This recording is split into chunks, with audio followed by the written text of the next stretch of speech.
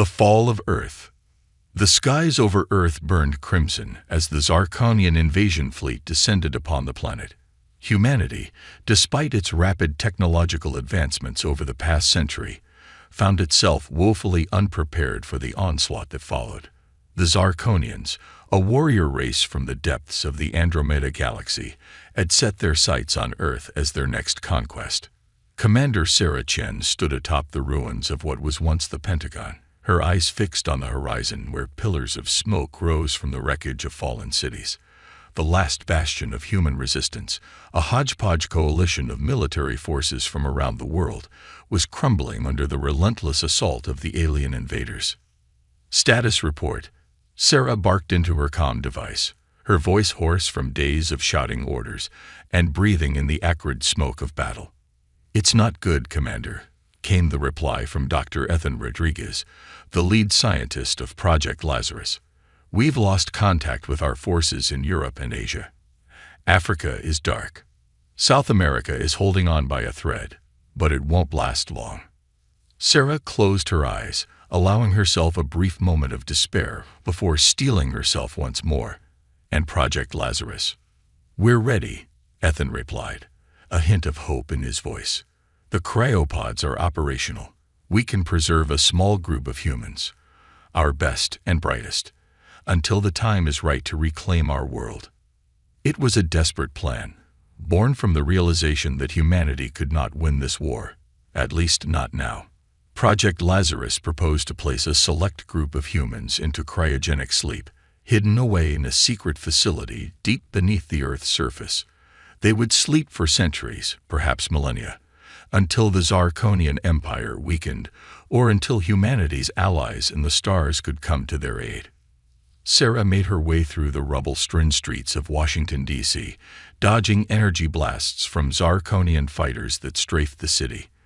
The entrance to the underground facility was hidden beneath the ruins of the Smithsonian, a fitting place for humanity's last hope to slumber alongside the relics of their past achievements. As she descended into the facility, Sarah was greeted by a somber group of scientists, soldiers, and civilians, the chosen few who would carry the torch of humanity into an uncertain future. Among them stood Captain Marcus Reeves, Sarah's second-in-command and closest friend. "Are you sure about this, Sarah?" Marcus asked, his eyes betraying the fear he tried so hard to hide. "Sleeping while our world burns. It feels wrong." Sarah placed a hand on his shoulder. "It's not about what feels right, Marcus. It's about survival. We can't win this war today, but maybe, just maybe, we can win it tomorrow." Dr. Rodriguez approached, tablet in hand. "Commander, we're ready to begin the cryogenic process. We have enough pods for 200 individuals. The facility's fusion reactor should keep us powered and hidden for at least 1,000 years." Sarah nodded, her throat tight with emotion. "Begin the procedure, Doctor. And may whatever gods are out there watch over us."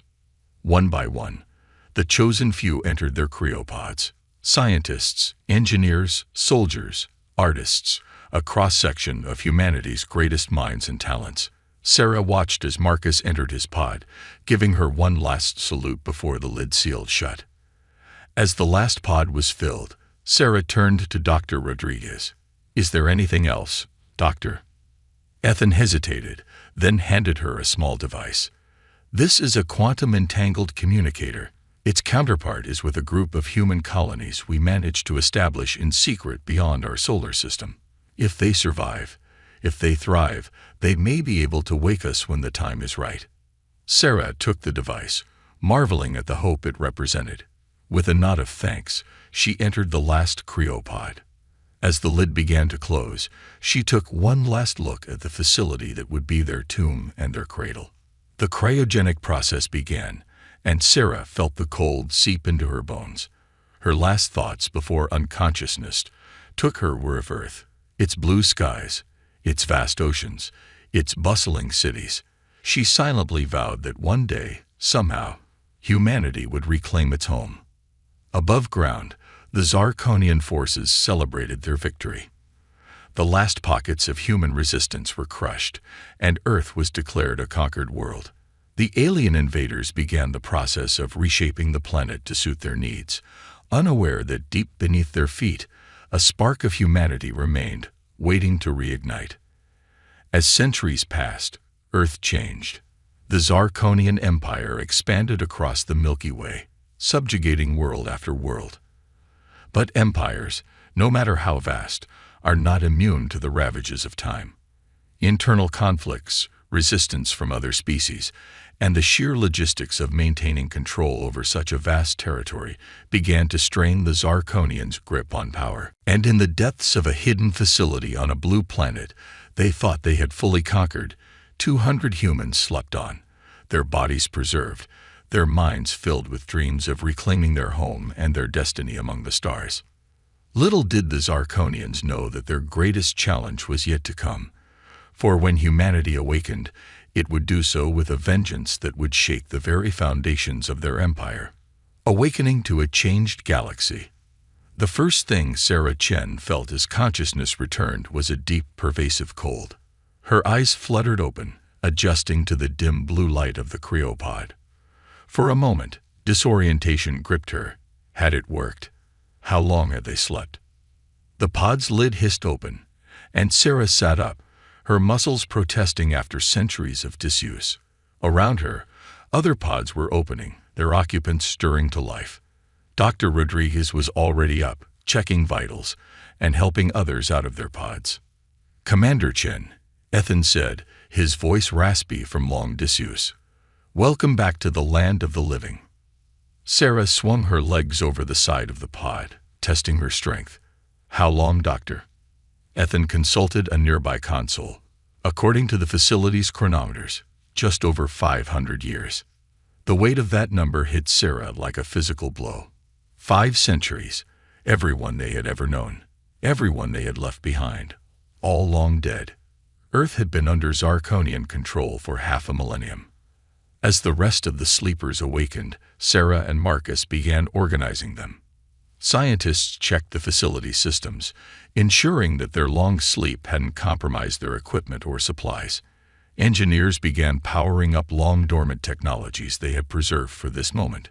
It was Captain Helena Vasquez, their communications expert, who made the first breakthrough. "Commander," she called out, excitement evident in her voice, "I'm picking up a signal on the quantum-entangled communicator." Sarah rushed over, her heart pounding. This could be the lifeline they needed, contact with the human colonies they had sent out into the stars centuries ago.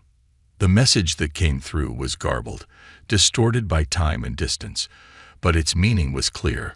"Earth sleepers, time has come. Galaxy changed.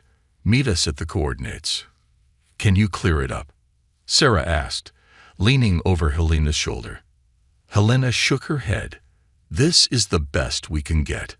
The quantum entanglement has degraded over time. But I've got the coordinates. They're in a system about 50 light-years from Earth."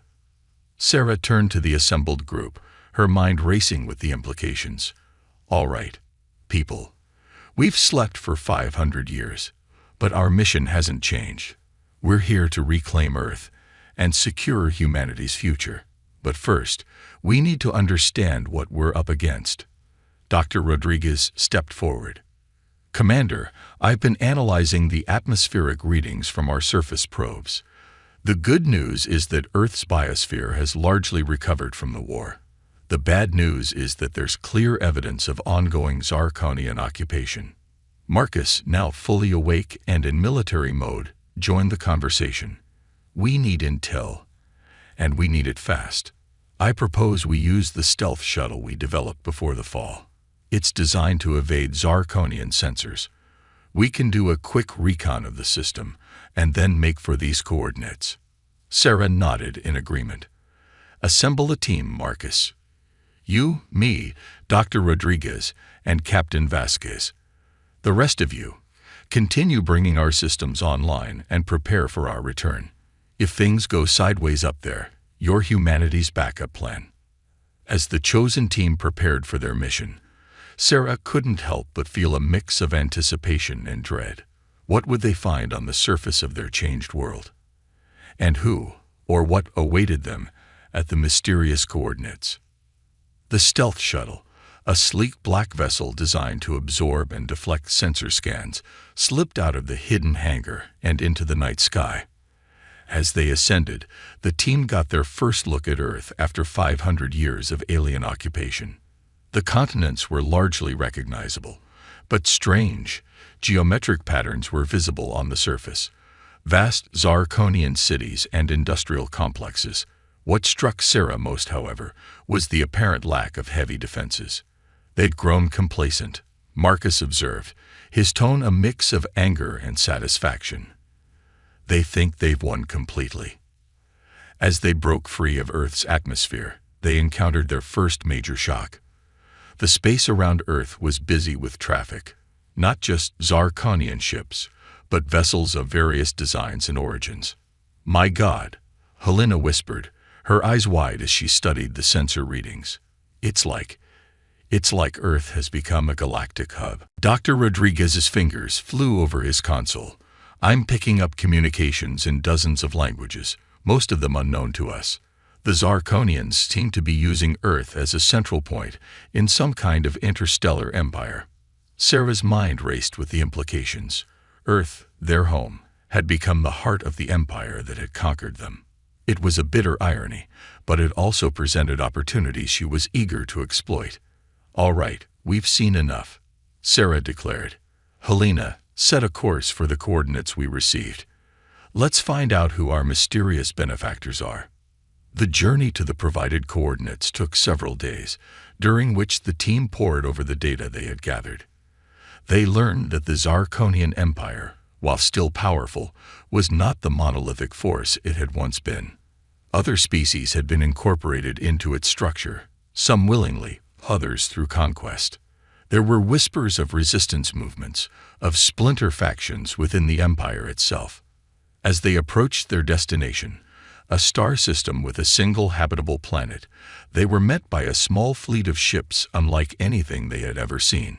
Sleek, organic-looking vessels that seemed to flow through space rather than push against it. A transmission came through, and a face appeared on their view screen. A face that was unmistakably human, yet subtly different. Eyes slightly larger, skin with a faint luminescence, hair that seemed to shift colors in the light. "Greetings, sleepers of Earth," the figure said, a warm smile on their face. "I am Admiral Zara Okafor of the Free Human Alliance. On behalf of your descendants and the coalition of free peoples, I bid you welcome to the year 2735. We have much to discuss." As their shuttle was escorted to the planet's surface, Sarah and her team exchanged looks of wonder and trepidation. They had awoken to a galaxy far more complex and dangerous than they had imagined. But with complexity came opportunity, and Sarah was determined to seize it.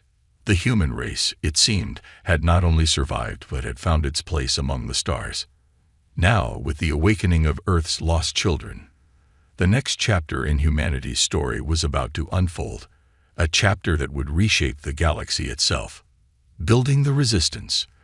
The capital city of New Terra sprawled before them, a harmonious blend of advanced technology and natural beauty. As Sarah and her team were escorted through its streets, they marveled at the diversity of life around them. Humans walked alongside aliens of various species, all seemingly coexisting in peace. Admiral Zara Okafor led them to a grand building at the city's center, the headquarters of the Free Human Alliance. Inside, they were introduced to a council of leaders, both human and alien. "Welcome, children of Earth," a tall, willowy being with iridescent skin said, bowing slightly. "I am Sandor, representative of the Luminae. We have long awaited your awakening." Sarah stepped forward, still struggling to process the strange new world she found herself in. "Thank you for your welcome. I am Commander Sarah Chen. We have so many questions."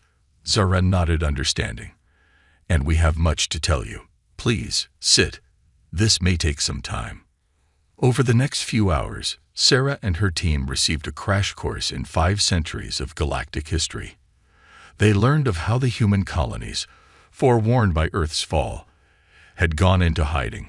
slowly building their strength and forming alliances with other species oppressed or threatened by the Zarkonian Empire. The Empire is not what it once was, Xandor explained, his voice a melodious whisper. Centuries of expansion have left it overextended, corrupt. Many within its borders yearn for freedom. Zura continued, "We've been fighting the shadow war for decades, liberating worlds at the Empire's edges, building a coalition of free peoples. But Earth remains the key. As the Imperial Center, it's the most heavily defended world in the galaxy. More importantly, it holds deep symbolic value for both the Empire and for all human-descended peoples." Marcus leaned forward, his military mind already racing with possibilities. "You want to liberate Earth?" "Yes," Zora confirmed. "But more than that, we believe that freeing Earth could be the tipping point that brings down the entire Zarkonian Empire. And we believe that you, the sleepers of Earth, are the key to making that happen."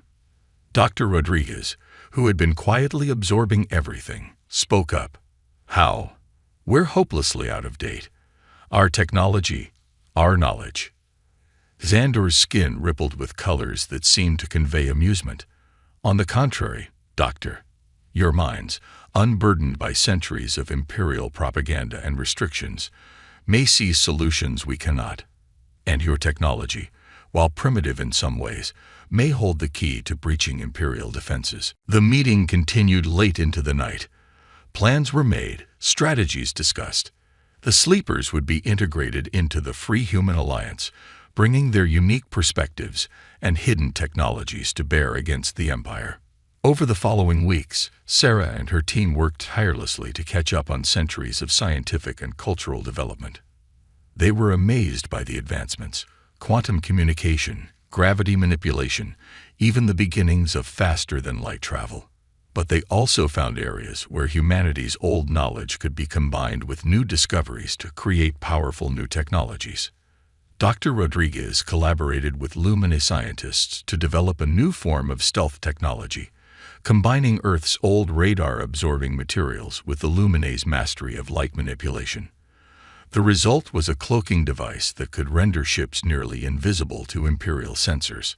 Captain Vasquez worked with communication experts from a dozen species to create a galaxy-wide encrypted network for the Resistance.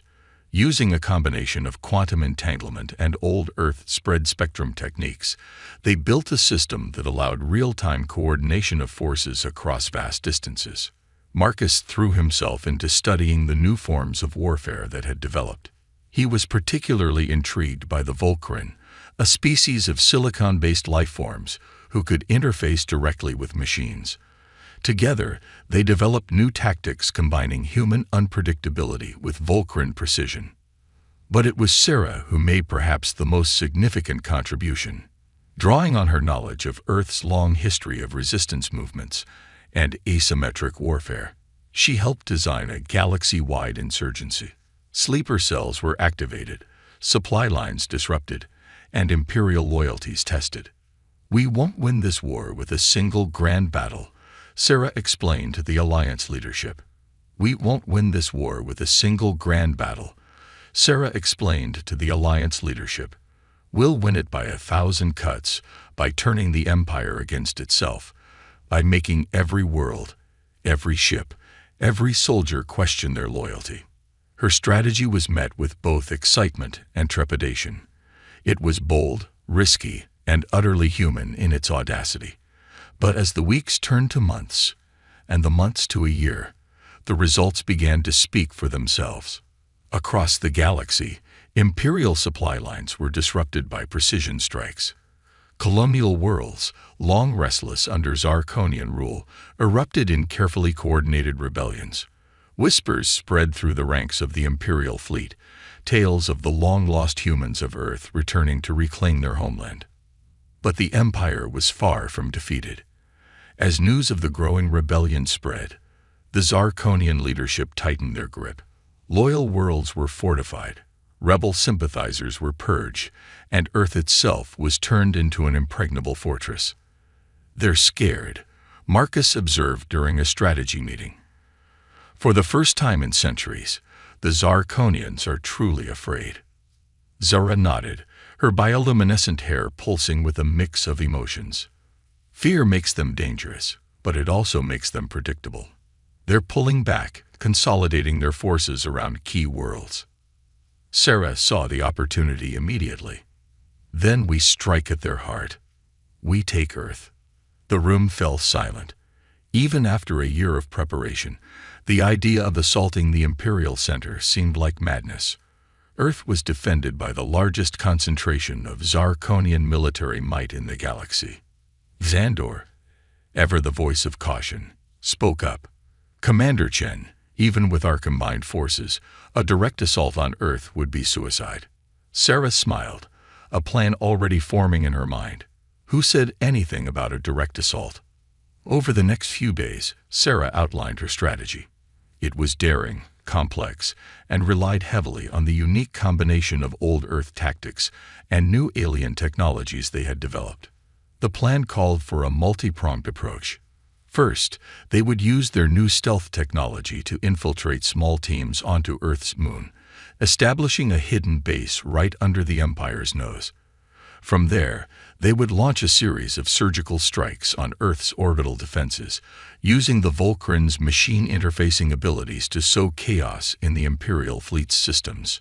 Meanwhile, their galaxy-wide insurgency would coordinate a massive series of attacks on key Imperial worlds, drawing away as many defenders as possible from Earth. The Free Human Alliance fleet, augmented by ships from a dozen allied species, would engage the remaining Imperial forces in a pitched battle. But the true key to victory lay with a small strike team led by Sarah herself. Using technology reverse-engineered from the old Project Lazarus facility, they would infiltrate the Imperial Palace in what was once Washington, D.C. Their goal: to capture or eliminate the Zarkonian Emperor and broadcast a message of liberation to the entire galaxy. As the final preparations were made, Sarah found a quiet moment alone with Marcus. They stood on a balcony overlooking New Terra, the alien sky painted with colors they were still getting used to. "Do you really think this will work?" Marcus asked, his voice quiet. Sarah took a deep breath, looking up at the stars. Somewhere out there was Earth, their long-lost home. "It has too," she replied. "Not just for us, not just for Earth, but for every being in this galaxy who has lived under the Empire's boot." Marcus nodded, then surprised Sarah by pulling her into a tight embrace. "Whatever happens," he said, his voice thick with emotion, "I'm glad I woke up to this time with you." Sarah returned the embrace, allowing herself a moment of vulnerability. "So am I, old friend. So am I." As they broke apart, Sarah's comm unit chirped. It was time.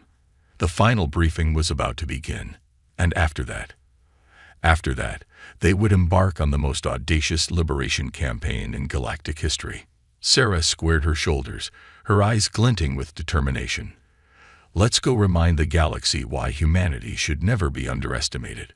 With that, they turned and walked back into the Alliance headquarters. The final battle for Earth, and for the future of the galaxy, was about to begin. The first strike. The depths of space were silent, but within the stealth ship Lazarus, named after the project that had preserved humanity's last hope, tension crackled like electricity. Sarah Chen stood on the bridge, her eyes fixed on the blue-green orb growing larger in the view screen. Earth, their long-lost home, now the center of an empire that had subjugated much of the known galaxy. "Stealth systems holding," reported Helena Vasquez, her fingers dancing over the controls. "No sign of detection from Imperial forces." Sarah nodded, her throat tight with emotion. After 500 years of sleep and another of preparation, they were finally here, ready to take back what was rightfully theirs. "Begin Phase 1, she ordered. Across the solar system, carefully placed Alliance ships activated their transmitters, flooding Imperial communications with a cacophony of false alarms, distress signals, and phantom fleet movements. As planned, the Imperial defense grid lit up like a Christmas tree, its attention scattered to the far corners of the system. Under the cover of this electronic chaos, Sarah's strike team made their approach to Earth's moon. Using a combination of Luminae light-bending technology and good old-fashioned Earth stealth systems, they slipped past the orbital defenses undetected. The lunar landing was textbook perfect, the ship touching down in the shadow of a crater on the far side of the moon. As the team disembarked, Sarah couldn't help but pause, looking up at the Earth hanging in the black sky, so close, yet still so far. "Commander," Marcus called softly, breaking her reverie. "We're ready to move." Sarah nodded, refocusing on the mission at hand. They had precious little time to establish their forward base before the Empire realized something was amiss. The next 48 hours were a blur of activity, hidden caches of equipment, buried centuries ago by forward-thinking resistance planners, were unearthed and activated. A state-of-the-art command center took shape within the lunar rock, shielded from Imperial scans by layers of technology both ancient and cutting-edge. As the base neared completion, Sarah received word that the galaxy-wide insurgency had begun. Reports flooded in of simultaneous uprisings on 100 worlds, Imperial fleets drawn into dozens of brushfire wars across the spiral arms of the Milky Way. "It's time," Sarah announced to her team. "Prepare for Phase 2. From the lunar base, they launched a series of precise strikes against Earth's orbital defenses. Vulcaran interface specialists, their crystalline bodies glittering in their environment suits, linked directly with Imperial systems, sowing confusion and chaos. Weapon platforms turned on each other, shield generators faltered, and for precious minutes, holes appeared in Earth's seemingly impenetrable defenses. Through these gaps, the main Alliance fleet arrived, ships of a dozen designs and species united in common cause. The space around Earth erupted in furious battle, energy weapons and gravity bombs lighting up the night sky for those on the surface below. But even as the space battle raged, Sarah led her small strike team towards the surface. Their ship, cloaked and running silent, slipped through the chaos towards a very specific target: the Imperial Palace, built atop the ruins of what had once been Washington, D.C. As they made their final approach, a transmission came through from Admiral Zara Okafor, commanding the Alliance fleet. "Commander Chen, we've breached their outer defenses, but we're taking heavy losses. Whatever you're going to do down there, do it fast." Sarah's jaw tightened. They had known this would be a costly battle, but the reality of it still stung. "Understood, Admiral. We're going in." The strike team's ship landed in what had once been the National Mall, now a vast plaza surrounded by towering alien architecture. As they disembarked, Sarah was struck by the strange mix of familiar and utterly alien. The Washington Monument still stood, but it was dwarfed by the looming spires of the Imperial Palace. "Remember," Sarah said to her team as they activated their personal stealth fields, "our primary objective is to reach the Emperor. Capture if possible, eliminate if necessary. But above all, we need to get to their central communications array. The message we broadcast from there could turn the tide of this entire war." With that, they moved out, slipping through the shadows of a world that had once been theirs. Imperial guards patrolled the grounds, their attention divided between the battle raging in orbit and the reports of unrest across the planet. Using a combination of Earth's ancient access tunnels and the Luminae's phase-shifting technology, the strike team infiltrated the palace itself. They encountered resistance, elite Zarkonian guards and advanced security systems, but the element of surprise was on their side. As they fought their way deeper into the palace, Sarah couldn't help but feel a sense of bitter irony. Here they were, fighting to liberate a planet that had been stolen from them, using tactics and technologies that blended Earth's past with the galaxy's future. Finally, after what felt like hours of tense combat and stealth maneuvers, they reached the heart of the palace. The doors to the Imperial throne room loomed before them, ornate and imposing. "This is it," Sarah said, checking her weapon one last time. "Whatever we find in there, remember, this isn't just about Earth anymore. This is about freedom for every species in the galaxy." With a nod to Marcus, who had been by her side through centuries of sleep and a year of preparation. Sarah gave the signal. The doors burst open, and the strike team surged into the Emperor's sanctum, ready to change the course of galactic history. What they found inside, however, was something none of them could have prepared for. Reclaiming Earth. The Imperial throne room was a vast chamber, its ceiling lost in shadows high above. But it wasn't the architecture that brought Sarah and her team to a stunned halt. It was the figure seated upon the ornate throne. The Emperor of the Zarkonian Empire, ruler of 1,000 worlds, was human. "Welcome home," the Emperor said, his voice carrying easily across the chamber. He looked to be in his 50s, with graying hair and eyes that held centuries of knowledge. "I've been expecting you, Commander Chen." Sarah's mind raced, trying to make sense of what she was seeing. "How? Who are you?" The Emperor stood, spreading his arms wide. "I am Thomas Chen, your descendant, the great-great-grandson of your brother, to be precise." The revelation hit Sarah like a physical blow. Her brother, who she had left behind when she entered Cryo's sleep, had survived the invasion. His lineage had not only endured, but had risen to rule the very empire that had conquered Earth. "This doesn't make sense," Marcus growled, his weapon still trained on the Emperor. "Why would a human rule the Zarkonian Empire? Why continue their legacy of oppression?" Thomas Chen's face hardened. "Oppression.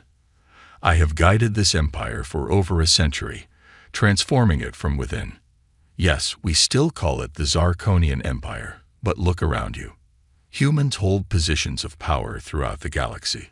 We've brought peace and stability to hundreds of worlds." "Peace through subjugation is not peace," Sarah countered, recovering from her shock. "We've seen the rebellions, the unrest. Your empire is built on the backs of countless oppressed species." The Emperor sighed, looking suddenly weary. "And you think your rebellion will bring freedom? Do you have any idea what would happen if the empire fell overnight? Chaos. War on a galactic scale. Billions would die in the power vacuum." For a moment, doubt crept into Sarah's mind. Could he be right? Was their cause just, or were they about to unleash something even worse upon the galaxy? But then she remembered. The fear in the eyes of aliens they'd met on distant worlds. The stories of imperial cruelty. The fundamental human desire for self-determination that had driven them across the stars. "Maybe you're right," Sarah said, her voice steady.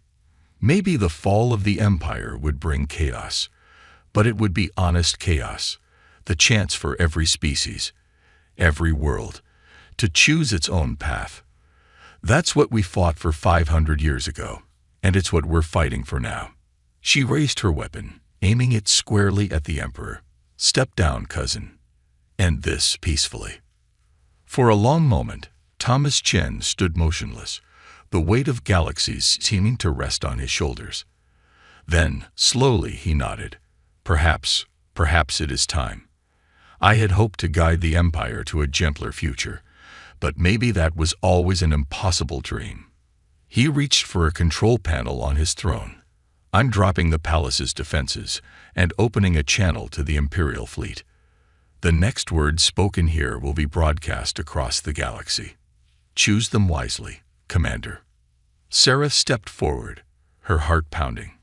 This was the moment they had fought for, died for, slept for centuries for. She took a deep breath and began to speak. "People of Earth, citizens of the galaxy, I am Commander Sarah Chen, born on Earth over 500 years ago. I speak to you now not as a conqueror, not as a ruler, but as a fellow sentient being who believes in the fundamental right of all species to live free." As she spoke, battles across the solar system ground to a halt. On 1,000 worlds, beings of every description turned their attention to this unprecedented broadcast. "The Zarkonian Empire, as you have known it, is no more," Sarah continued. "But this is not an ending. It is a beginning. A chance for all of us, human, Zarkonian, and every other species, to build something new, something just. A galactic community based not on domination, but on cooperation. She paused, looking directly into the camera. There will be challenges ahead, old hatreds to overcome, new systems of governance to build. But I believe that together, we can create a future brighter than any empire could offer. A future where every world, every species, has a voice. As Sarah's words echoed across the stars, the Imperial fleet stood down. Rebellions on 100 worlds erupted in celebration, and on Earth, humans who had known nothing but Imperial rule for generations looked to the sky with new eyes. In the days and weeks that followed, the work of dismantling an empire and building a new galactic order began. It was not easy. There were those who clung to the old ways, and conflicts flared across former Imperial space. But slowly, steadily, a new era dawned. Earth, once the center of an empire, became the heart of a new galactic federation. Ships from 1,000 worlds came to the blue planet, not as conquerors or subjects, but as equals. In the halls where Zarkonian emperors had once ruled, representatives of countless species now debated the future of the galaxy. And Sarah Chen, the woman out of time who had sparked a revolution, found herself at the center of it all. As she stood on the balcony of the new Federation headquarters, looking out over a Washington, D.C. that blended Earth's past with a multicultural galactic future, she felt a sense of completion. Marcus joined her, grayer now but still standing tall. "Did you ever imagine it would end like this?" he asked. Sarah shook her head, smiling. "And, my friend, this is just the beginning." As the sun set on a free Earth, casting its light on a city where a dozen species now walked side by side, Sarah Chen looked to the stars. Out there, countless adventures awaited. Challenges to overcome, new friends to meet, a galaxy of possibilities to explore. Humanity had reclaimed its home. But more than that, it had found its place in a vast, complex, beautiful universe, and that Sarah knew was the greatest victory of all.